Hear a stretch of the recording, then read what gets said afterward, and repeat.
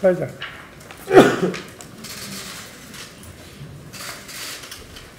네, 더불어민주당 유튜브 채널 데일리민주를 통해 함께해주고 계신 중앙위원 여러분, 반갑습니다. 사회를 맡은 조직부총장 윤병덕 중앙위원입니다.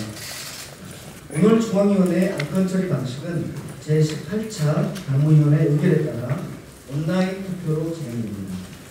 중앙위원께서는 당 홈페이지 배너 또는 휴대폰으로 발송된 메신저 알림톡과 인사메시지에 투표 링크를 클릭하시면 본인 인증 후 온라인 투표를 진행하실 수 있습니다. 온라인 투표에 적극 참여해 주시면 감사하겠습니다. 지금부터 현재 중앙위원회 의장님의 개회선언으로 제6차 중앙위원회를 시작하겠습니다. 예.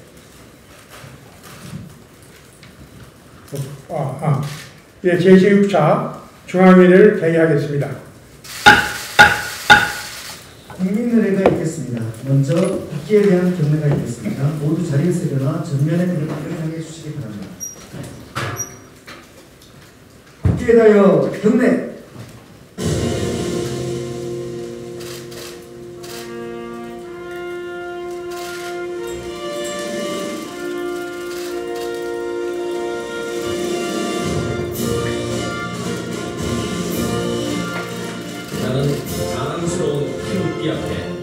자유롭고 정의로운 대한민국의 무궁한 영광을 위하여 충성을 다할 것을 굳게 다짐합니다.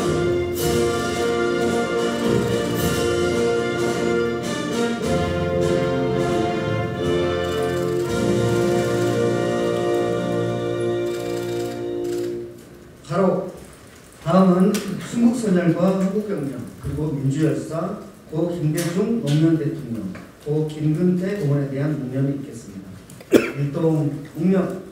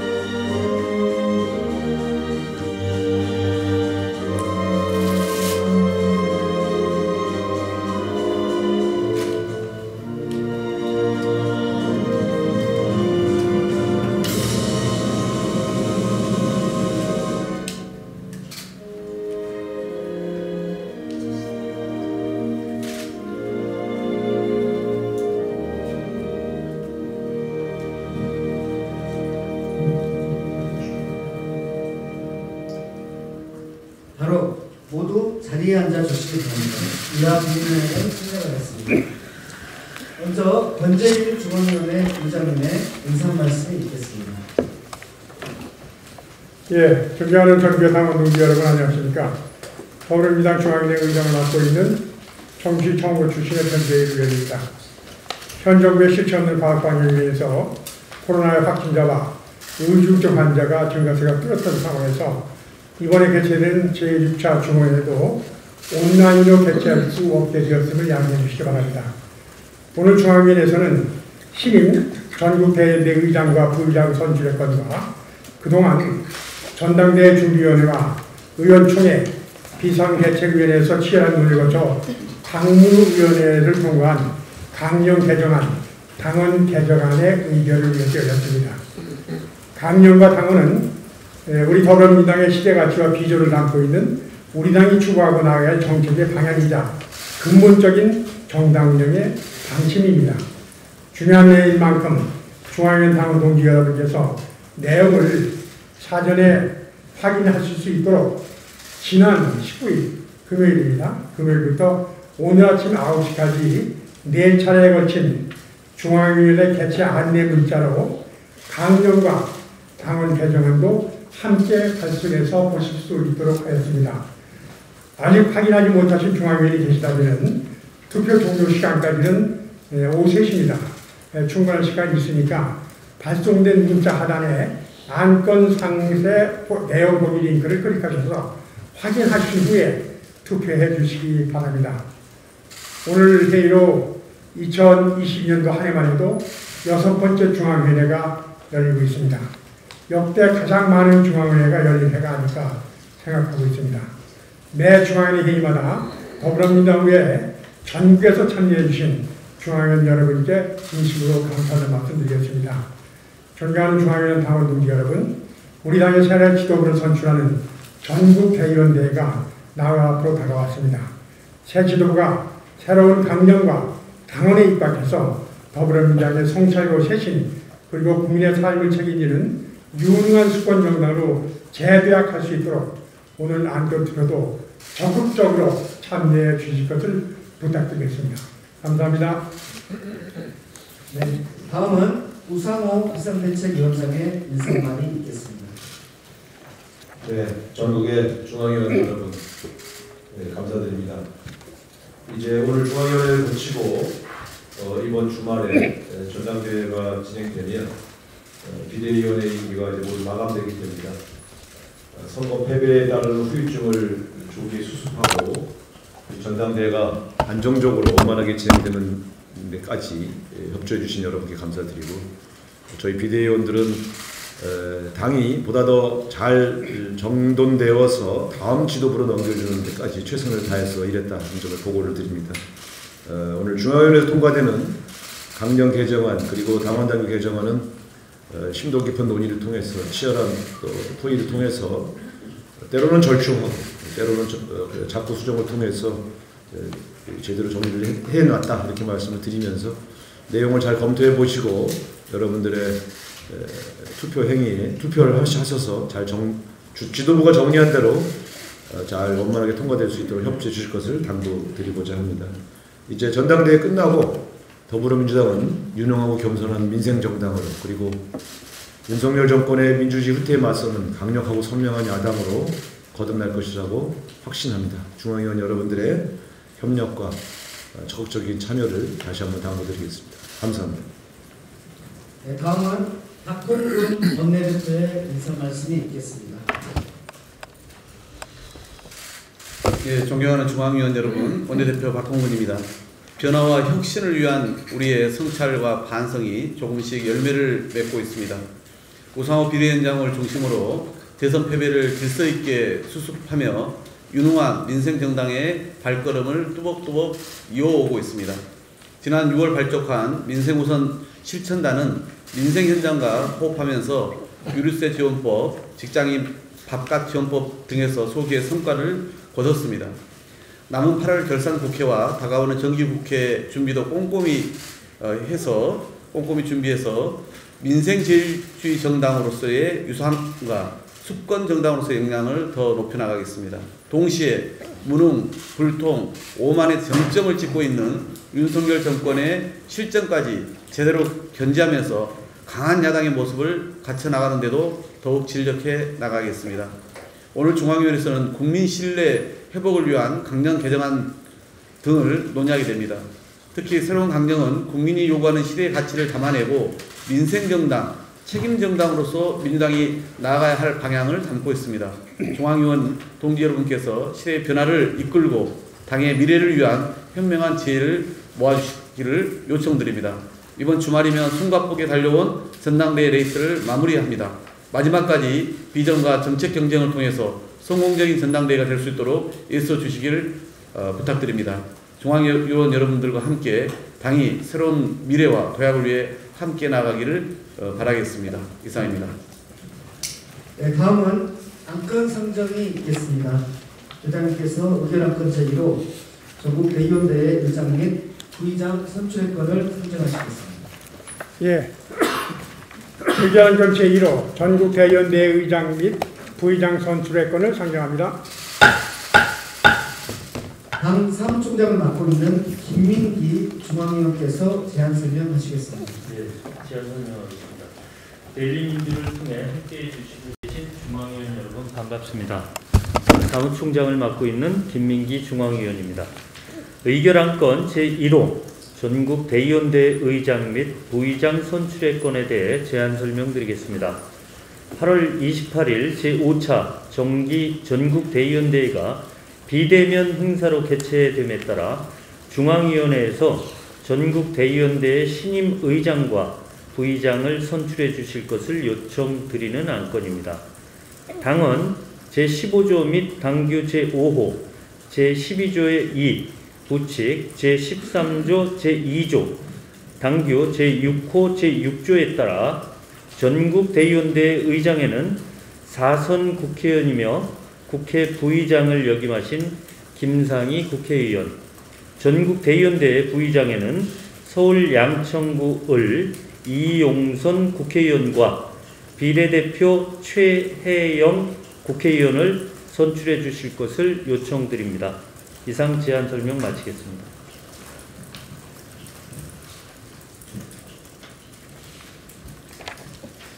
네, 저는 다음 안건입니다. 의장님께서 의결안건 제2호 강령 개정안 채택의건을 승전하시겠습니다.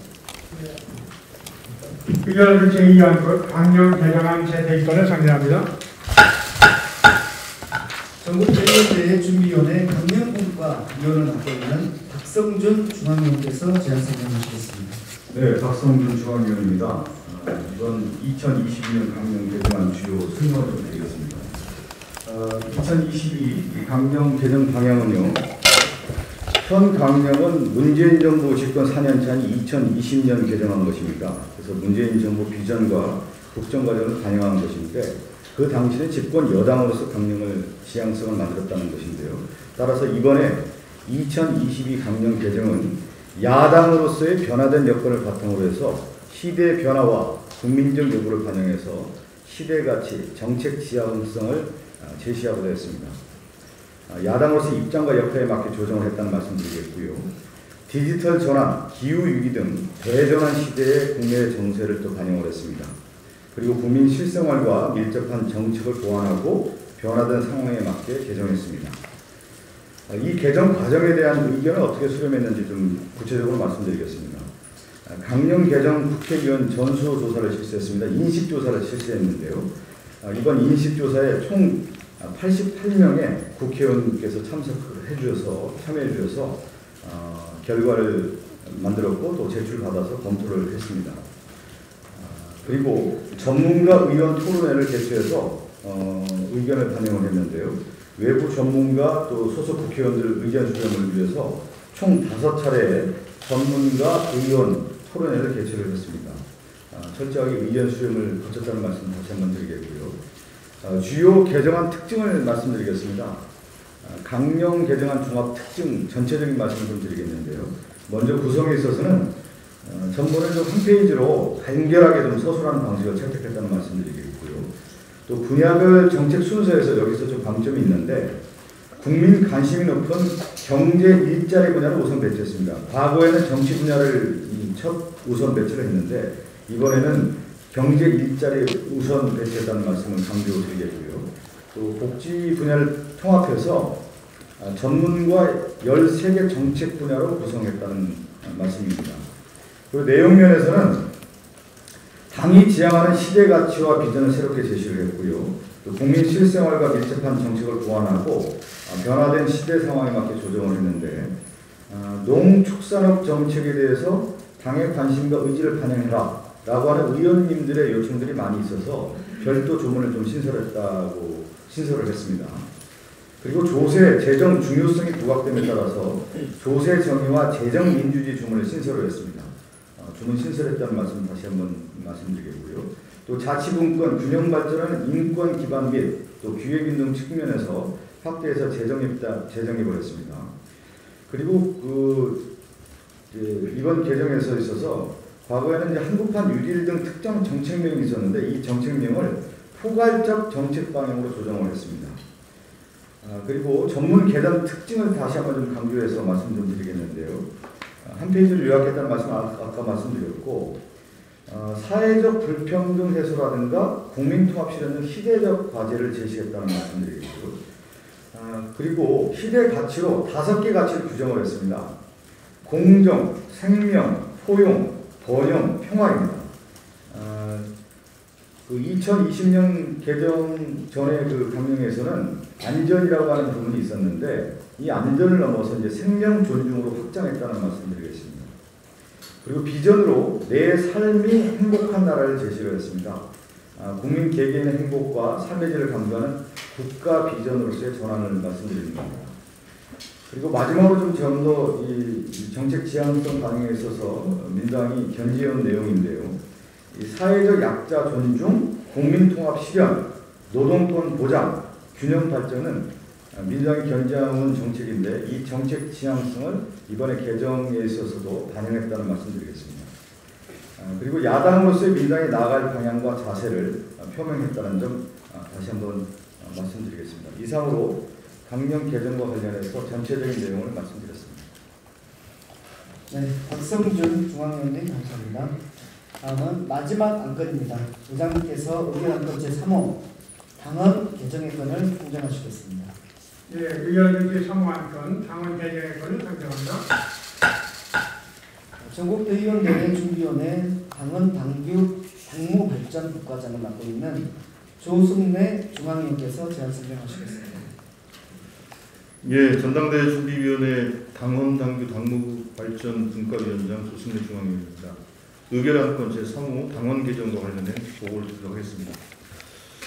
전국대의원대회 준비위원회는 지난 6월 20일 제1차 전체 회의를 시작으로 전체 회의 10회 등 약 16차례 회의를 통해 당헌 당규 개정안을 마련했습니다.